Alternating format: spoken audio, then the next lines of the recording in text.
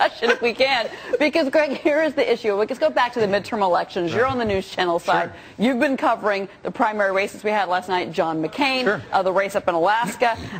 You know, the American worker is frustrated, but the unions are the ones that are going to be flooding millions of dollars into Democratic campaigns for November, less than 2 months away, because they feel that they've got to solidify their position due to the shot. And remember, 2 weeks ago, Congress passed and the president signed into law a $26 billion union bailout bill. It was nothing more than a big, fat, wet kiss to the unions. They will return the favor by spending an enormous amount of money in select races that they can influence in the midterm elections. Now, remember, unions are only 12% of the American worker, but because they have so much money through their dues, they have a disproportionate impact on elections. So do you think they have a disproportionate impact on elections when the Supreme Court just passed Citizens United, which lets corporations spend unlimited amount of money on elections? Well, you really, I mean, and I'll tell you what, about a big wet kiss, I'd rather give a big wet kiss to an oil rig worker organizations than that to can spend Tony money. Erica, let Greg respond. They can funnel the money in large doses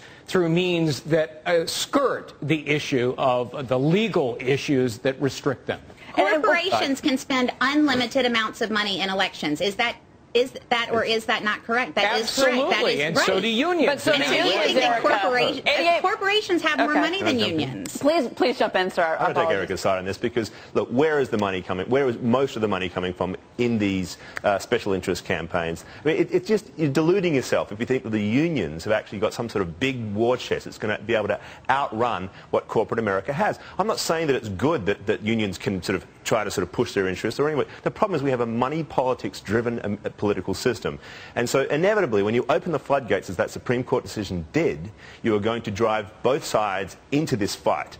The problem is the campaign financing laws have become too loose and ultimately now we have both sides pushing money right through the door. And Todd, here's the change, though, is that these two unions, service employees, AFL-CIO, these were unions that, I said this earlier, never played together in the sandbox. They have had a very strained relationship, but they are now banding together to make sure that they get these Democratic candidates through. And in particular, and they've basically said this, it's the Employee Free Choice Act. That is what they want to make sure gets in there that would change the way that unions work inside of corporations in this country. That's right. Well, membership has actually gone down quite a bit for unions. So they're looking for any help that they can get as far as, one, increasing membership and obviously increasing dues. You know, they have $88 million. The purpose of the union is to get these people to go to actually go to a collective bargaining session where they can actually renegotiate salaries, make sure that they're working in well, clean places, obviously, and everything else that helps them live their lives. The problem is that these unions are money-making entities right now.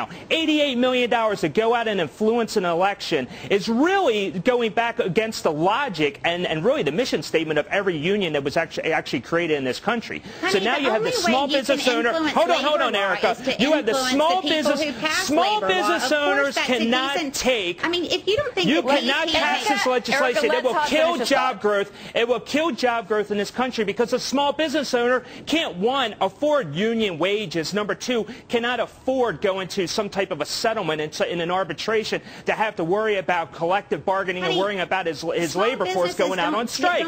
Small businesses create 60% of the job growth in this country. You want to, honey.